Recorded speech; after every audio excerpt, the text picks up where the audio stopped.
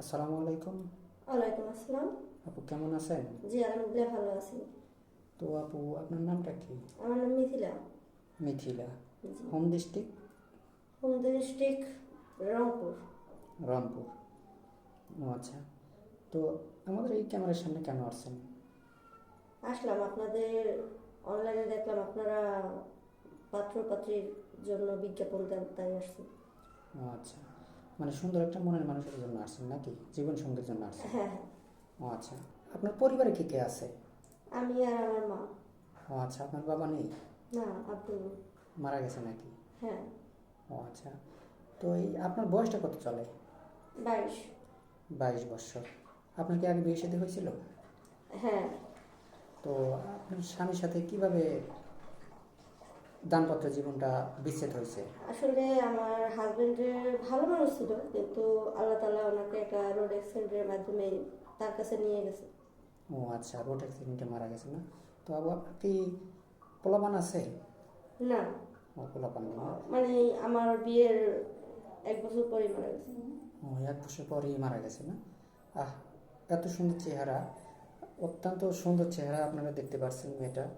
তো কপাল খারাপ, এই কারণে হয়তো বা স্বামীটা মারা গেছে। তো যাই হোক, আপনি এখানে যে আসছেন, আপনি কেমন বয়সী ছেলে চাচ্ছেন?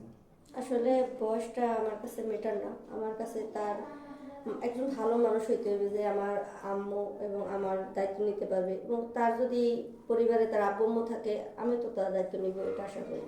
ও আচ্ছা, মানে বয়স দিয়ে কোনো আসে যায় না নাকি? না। তো মানে আবার আছে না যে একেবারে বিছনায় পড়ে এরকম লোক তো আসলে আমার না বন্ধু না, না, কিন্তু ওরকম তো আর হবে না। জানে আমাকে মানে দেখাশোনা করার মতো একজন ভালো মানুষ। ও আচ্ছা। তো আপনি বাংলাদেশের 64টা জেলার ভিতরে কোন জেলাটা আপনার পছন্দ? আসলে আমার কাছে বেশিরভাগ পছন্দ হয়েছে বরিশাল আর হচ্ছে যে ফরিদপুর, আর আমার নিজের এরিয়া রংপুর। হয়তো আমাদের অনেকে বলে যে মফিস, কিন্তু আমি মনে করি যে না, আমরা অনেক ভালো মানুষ, আমাদের ভিতরে যারা আছে সবাই ভালো। ও আচ্ছা। তো আপনার বেশিরভাগই পছন্দ হলো বরিশাল বা ফরিদপুর, এই দুইটা জেলা। তো যাই হোক, কপালে যে জেলা থাকবে সেটাতেই আসবে নাকি? না, তাতে তার সমস্যা নেই, একটা ভালো মানুষ হইলেই হলো। তো আপনার শিক্ষাগত যোগ্যতা কতটুকু? আমি এসএসসি পাস করছি। এসএসসি পাস করছেন। তো আপনার যে আব্বু মারা গেছে, আপনাদের পরিবারটা তাহলে কিভাবে চলে? আমার মানে আমি সেলাইয়ের কাজ জানি। আমি বাড়ির পাশে মানে যারা আছে সবাই আমাকে চিনে, ওখান থেকে আর কি টুকটাক যতটুকু ইনকাম করি তাই দিয়ে আমাদের সংসারটা চলতেছে। ও আচ্ছা, তাহলে তো জীবনটা অনেক কষ্টে চলতেছে। তো আপু আপনাকে তো দেখে মনে হয় না যে আপনি এরকম একটা গরিব ঘরের মেয়ে। আপনি তো অনেক সুন্দর, কিউট, বা যে ড্রেসটা পরেছেন ড্রেসটাও তো অনেক সুন্দর। তো এই বিষয়ে কিছু বলবেন?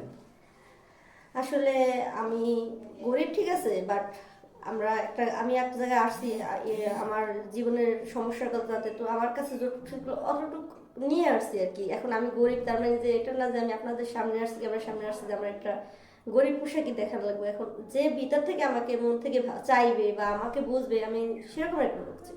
জি জি, অনেক সুন্দর কথা বলছে। যে আমি ছেঁড়া কাপড়ে যে এখানে আসবো এমন তো কথা নেই। তো সবারই তো মনে ইচ্ছা আছে বা চাহিদা আছে। তো যাই হোক, কোনো প্রবাসী ভাই যদি আপনাকে বিয়ে শাদী করে প্রবাসী নিয়ে যেতে চাই, তাহলে তো আপনি যেতে রাজি আছেন নাকি? আর যদি আমাকে বিদেশ নিয়ে যায় তো তো আর বলার বাহুল্য, তাহলে সে নিশ্চিন্তে হয়তো ভালো মানুষ, কারণ একটা মানুষের বিদেশের বাইরে নিয়ে সংসার করবে, এটা তো আমার জন্য অনেক বড় পাওয়া আর কি। মন আছে? আসলে আমার এই মুহূর্তে দেওয়ার মতো কিছু নাই, আপনারা আপনাদের নাম্বারটা দেন, যদি আমাকে এরকমের কোনো ভালো ছেলের সন্ধান পান অবশ্যই জানাবেন। ও আচ্ছা, ঠিক আছে। তো ভালো থাকবেন, সুস্থ থাকবেন, এই বলে শেষ করছি। আল্লাহ।